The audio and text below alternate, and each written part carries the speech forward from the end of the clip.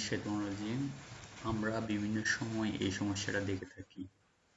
পাওয়ার পয়েন্টে একটা ফাইল হঠাৎ করে ওপেন হচ্ছে না রিপেয়ার থাকতে, তখন আমাদেরকে যেটা করতে হবে, এই ধরনের একটা নোটিফিকেশন আসবে, সেটা রিপেয়ার করার পরেও বারবার যাচ্ছে। সেক্ষেত্রে আমাদের করতে হবে, আমরা পাওয়ার পয়েন্ট ওপেন করব।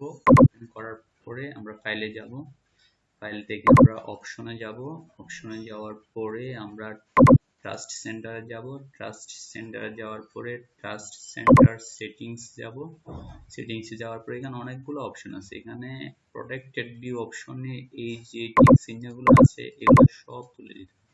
এগুলো যখন আপনি তুলে দিবেন তখন আর ওই সমস্যাটা দেখাবে না।